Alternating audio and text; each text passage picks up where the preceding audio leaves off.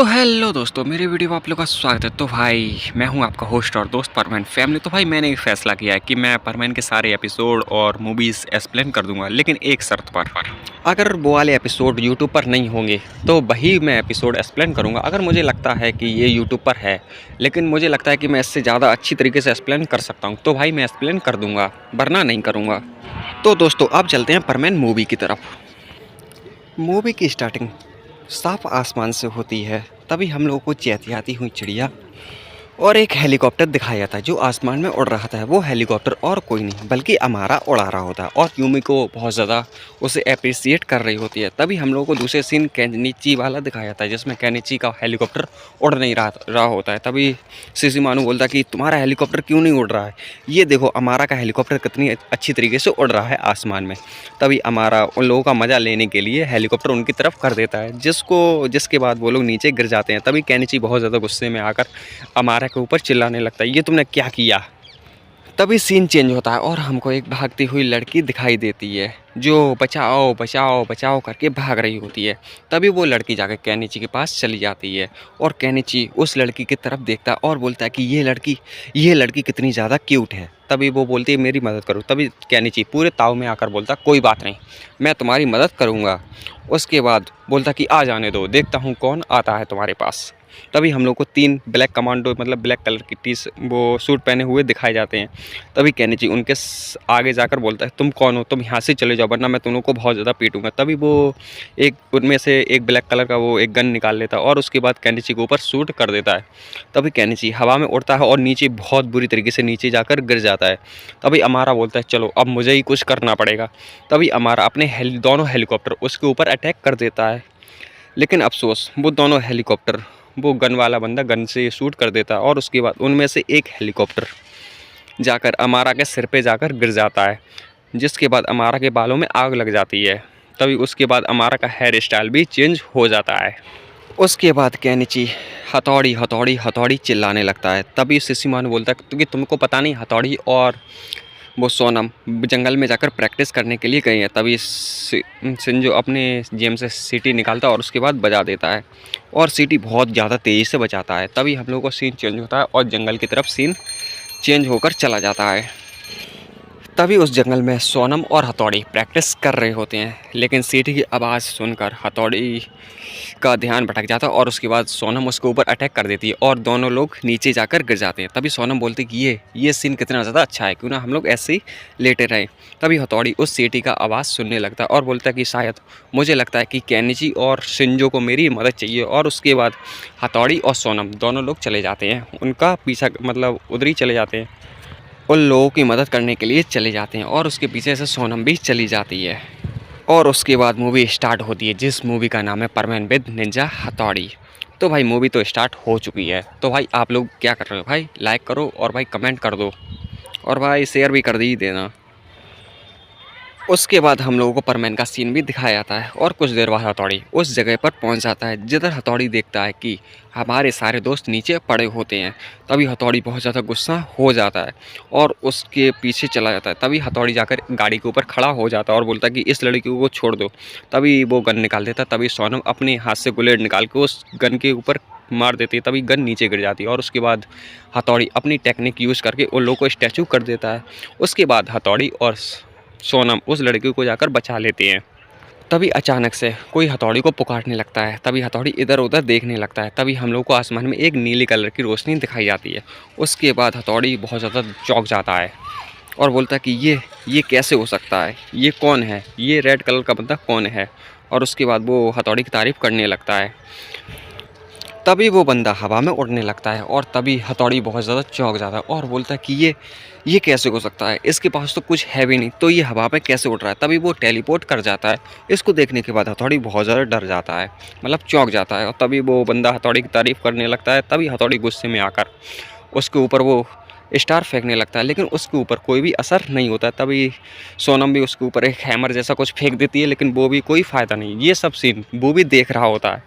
और उसके बाद वो हथौड़ी और सोनम को कुछ वो नीली कलर की इलेक्ट्रिसिटी हथौड़ी को ऊपर ले जाकर छोड़ देती है। तभी हम लोग को बूबी का सीन दिखाया जाता है जिसमें बूबी सब कुछ बातें बता देता है परमैन को। उसके बाद परमैन उड़कर जाते हैं और हथौड़ी और मतलब परमैन जो है वो हथौड़ी को बचा लेता और पायन जो है वो सोनम को जाकर बचा लेता है। तभी सोनम पायन को थैंक यू बोलती है और बोलती है कि मेरी मदद करने के लिए शुक्रिया। तभी उसके बाद वो लोग सारे लोग खड़े हो जाते हैं और परमैन सारी बात पूछता है। तभी हथौड़ी मिलकर सारी बात बता देते हैं। तभी वो रेड कलर का बंदा बहुत ज़्यादा खुश हो जाता है। उसके बाद सारे परमैन मतलब उस रेड कलर के बंदे के ऊपर अटैक कर देते हैं, लेकिन रेड कलर का बंदा एकदम गायब हो जाता है, मतलब टेलीपोर्ट कर लेता और पायन और परमैन आपस में जाकर टकराते हैं, जिसको देखने के बाद हथौड़ी भी बहुत ज़्यादा गुस्सा हो जाता है और अपनी तलवार निकाल कर उसके ऊपर अटैक कर देता है, लेकिन कोई फ़ायदा नहीं होता है। उसके ऊपर भी फिर से इलेक्ट्रिसिटी छोड़ देता है और उसके बाद सिसिमानु बोलता है कि अब कोई उपाय नहीं, अब तो सिर्फ यही उपाय है, तुमने कान बंद कर लिए ना। तभी वो जाकर संजू के पीछे से जाकर पिंच कर देता है और संजू बहुत बुरी तरीके से रोने लगती है, बहुत बुरी तरीके से रोने लगती है, जिसके बाद उसके कान मतलब आसपास के सारे लोगों के कान फटने लगते हैं और उसकी लेग मतलब उस रेड कलर की बंदे की भी बहुत ज़्यादा फट जाती है, लेकिन परमैन और पायन के भी बहुत ज़्यादा फट जाती है इतनी ज़्यादा भयानक आवाज़ सुनकर। उस रेड कलर के बंदे को भाई ये बहुत ज़्यादा मतलब नॉइस पसंद नहीं था और उसके बाद वो रेड कलर का बंदा एकदम गायब हो जाता है, लेकिन संजू रोना बंद नहीं करता है। कुछ देर बाद संजू भी रोना बंद कर देता है और वो रेड कलर का बंदा भी वहाँ से चला जाता है। तभी सिसिमानु और कियो अपने आप को अप्रिसिएट करते हैं और शिंजो रो ही जा रहा था और तभी केनिची उस लड़की के पास बोलता है कि तुम ठीक हो ना, तुम्हें कोई चोट तो नहीं लगी। फिर उसके बाद सीन चेंज होता है और केनिची घर पर जाकर पोस्ट हो जाता है।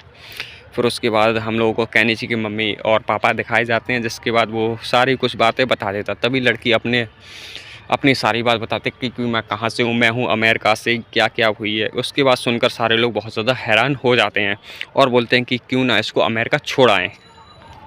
तभी उसके बाद उसकी केनिची की मम्मी बोलती है क्यों ना हम सभी के लिए एक टेस्टी खाना बनाएं और तुम लोग मेरी मदद कर दो। तभी वो केनिची की मम्मी जाकर खाना बनाने लगती हैं और तभी वो लड़की भी आ जाती है और बोलती है कि मैं भी तुम्हारी मदद करवा सकती हूँ।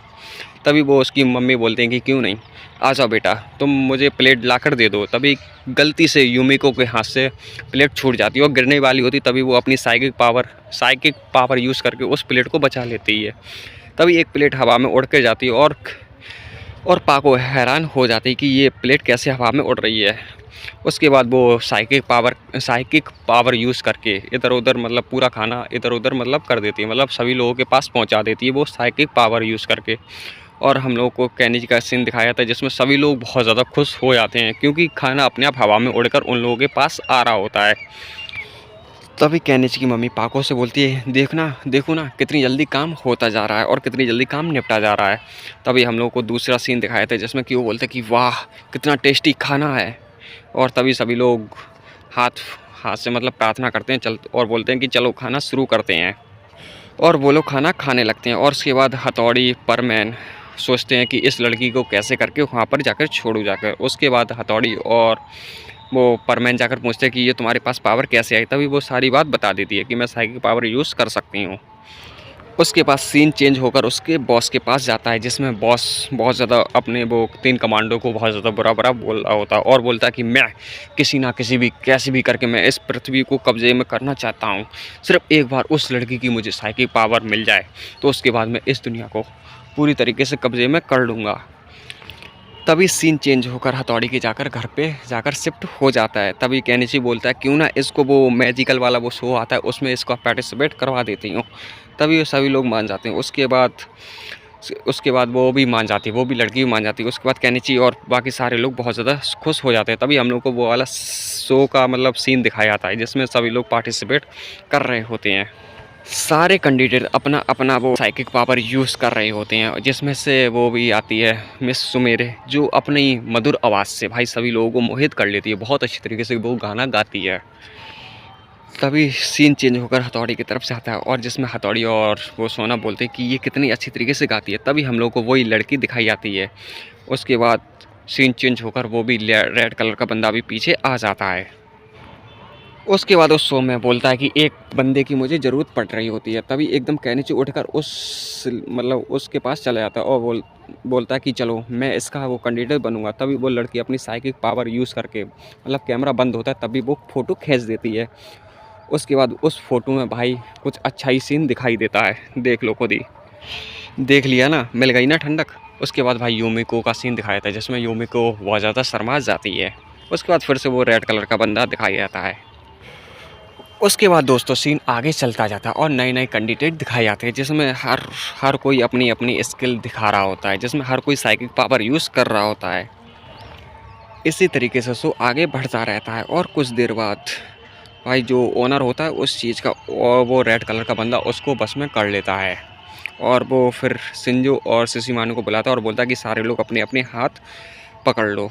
और उसके बाद भाई वो रेड कलर का बंदा जो जो बोलता है वो सारे लोग बोलते हैं और अचानक से वो सारे लोग गायब हो जाते हैं। और उसके बाद वो जो ओनर होता है वो नीचे जाकर गिर जाता है और बेहोश हो जाता है। रेड कलर का बंदा भी वहाँ से गायब हो जाता है। उसके बाद हथौड़ी उसके पास आता है और बोलता है क्या हुआ, लेकिन उस ओनर को भाई कुछ पता नहीं होता। तभी केनिची बहुत ज़्यादा गुस्सा हो जाता है और बोलता है कि उस बंदे को कोई नहीं देख पाया। उसके बाद हम लोगों को सीन में लैब वाला दिखाया जाता है जिसमें एक कैक्टस होता है और उसके बाद सीन चेंज होकर एक मतलब वो सारे लोगों को दिखाया जाता है। तभी अमारा बोलता है कि ये कैक्टस हम लोगों की कैसे मदद कर सकता है, लेकिन तभी वो कैक्टस अचानक से बोलने लगता है और सारे लोग बहुत ज़्यादा हैरान हो जाते हैं कि ये कैक्टस कैसे बोल रहा।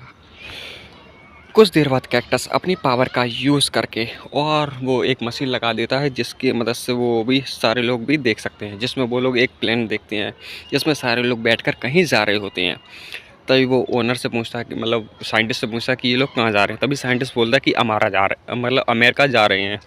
तभी सारे लोग बहुत ज़्यादा उदास होता है और बोलते हैं कि कैसे करके अमेरिका जाना चाहिए। तभी सीन चेंज होकर केनिची घर पे जाता है। तभी केनिची अपने मम्मी पापा से बात करता है कि अमेरिका जाने के लिए रुपये दे दो। तभी फिर वो अपनी गुल्लक निकाल के जिसमें से एक ही रुपये निकलता है। उसके बाद हम लोग को फिर से नीचे वाला सीन दिखाया जाता है जिसमें केनिची के पापा और मम्मी बैठे होते हैं और अमेरिका का सीन दिखाया जाता है, जिसमें फिर से नीचे हथौड़ी आता है और अपने निंजा टेक्निक के इस्तेमाल करके केनिची और उसकी मम्मी उसके पापा को मतलब हिप्नोटाइज कर देता है और अमेरिका जाने के लिए बना लेता है। उसके बाद उसके पापा और उसकी मम्मी रुपये निकाल कर दे देती है केनिची को और उसके बाद उसकी टिकट भी हो जाती है। इस चीज़ को सुनने के बाद केनिची बहुत ज़्यादा खुश हो जाता है। तभी हम लोगों को एयरपोर्ट का सीन दिखाया जाता है जिसमें केनिची और हथौड़ी मतलब अमेरिका जा रहे होते हैं। कुछ देर बाद हम लोगों को हथौड़ी की चेकिंग दिखाई जाती है जिसमें हथौड़ी को पकड़ लिया जाता है और उसके बाद हथौड़ी के औजार निकलते हैं। उसके बाद पुलिस वाले बहुत ज़्यादा हथौड़ी को डांटते हैं। तभी हथौड़ी बोलता है कि ये वाली तलवार मुझे दे दो, लेकिन कोई भी तलवार नहीं देता है। उसके बाद वो लोग सारे लोग एरोप्लेन में बैठ जाते हैं। उसके बाद कियो भी बैठ जाता है और खाना खाने लगते हैं सारे लोग। तभी केनिची बोलता है देखो बाहर देखो परमैन उड़ रहे हैं। तभी हम लोग को परमैन का सीन दिखाया जाता है जिसमें सभी लोग बाहर जाके उड़ रहे होते हैं। तभी सारे परमैन के दिमाग में एक आइडिया आता है और उसके बाद वो सारे लोग वो एरोप्लेन के ऊपर बैठ जाते हैं। तभी हम लोग को हेडक्वार्टर दिखाया जाता है, मतलब जो विलन्स होते हैं उन्हीं लोगों का हेडक्वार्टर दिखाया जाता है जिसमें वो विलन बोलते हैं कि इस मशीन की मदद से इन लोगों की पावर लेकर मैं दुनिया में राज कर सकूँगा। कुछ देर बाद केनिची और बाकी सारे दोस्त अमेरिका पहुंच जाते हैं। तभी वो केनिची कैक्टस को निकालता है और बोलता है कि चेक करो देखो कहाँ पर है। तभी कैक्टस हवा में उड़कर उन लोगों के हेडक्वार्टर तक पहुंचने लगता है। तभी विलन का सीन दिखाया था जिसमें वो सोचता है कि मैं कैसे तरीके से दुनिया को कब्जा कर लूँगा और कैसे तरीके से जो ऐतिहासिक चीज़ें उन लोगों को नष्ट कर दूंगा। उसके बाद सभी लोगों को वो बिठा देती है, लेकिन वो लड़की अपनी साइकिक पावर यूज़ नहीं करती है। उसके बाद क्योंकि वो साइकिक पावर यूज़ नहीं करती है तो भाई वो मशीन भी स्टार्ट नहीं होती। तभी हम लोग को सीन चेंज होकर बाकी सारे लोगों की तरफ जाता है जिसमें वो परमैन और बाकी सारे लोग पीछा कर रहे होते हैं, मतलब हेडक्वार्टर के अंदर घुस जाते हैं। तभी कैक्टस बोलता है कि यही है हेडक्वार्टर। तभी हथौड़ी उस हेडक्वार्टर के ऊपर चढ़ जाता है और देखने लगता है कि उसका रूम किधर है। इधर उधर देखने के बाद हथौड़ी अचानक से नीचे गिर जाता है। उसके बाद परमैन उस हथौड़ी को पकड़ लेता है। कुछ देर बाद उन लोगों को हेडक्वार्टर दिख जाता है। उसके बाद परमैन सारे दरवाजे तोड़ता हुआ अंदर की तरफ आ जाता है और सारे विलन्स को बहुत ज़्यादा बुरी तरीके से मारने लगता है। पायान तो उनकी बॉल बनाकर खेलने लगता है। तभी हथौड़ी उस रेड कलर के बंदे से जाके भिड़ जाता है। तभी वो रेड मतलब एक उसमें से वो उनका बॉस होता है। तभी वो एक बटन दबाता है। उसके बाद वो मतलब कुछ क्रिएचर मतलब डायनासोर का टाइप का बाहर आ जाता है और उन लोगों को बहुत ज़्यादा परेशान करने लगता है। लेकिन तभी वो कैक्टस उसको मतलब उस रिमोट को तोड़ देता है और तभी वो होता है वो बहुत ज़्यादा छोटा हो जाता है। तभी फिर से कैक्टस अपनी पावर का यूज़ करके हथौड़ी को बताता है कि तुम एक लट्टू की तरीके से घूमो। तभी उसके बाद वो हथौड़ी परमैन को बोलता है कि मुझे लट्टू की तरह घुमाओ। इसको देखने के बाद वो भी फिर रेड कलर का बंदा भी बहुत तेज़ी से लड्डू की तरह घूमने लगता है और आपस में बहुत ज़्यादा लड़ने लगते हैं। तभी रेड कलर का बंदा बहुत ज़्यादा हंसने लगता है और बोलता है कि हाँ हाँ मेरी जीत हो गई। तभी हथौड़ी अपनी तलवार से उसका मांस काट देता है।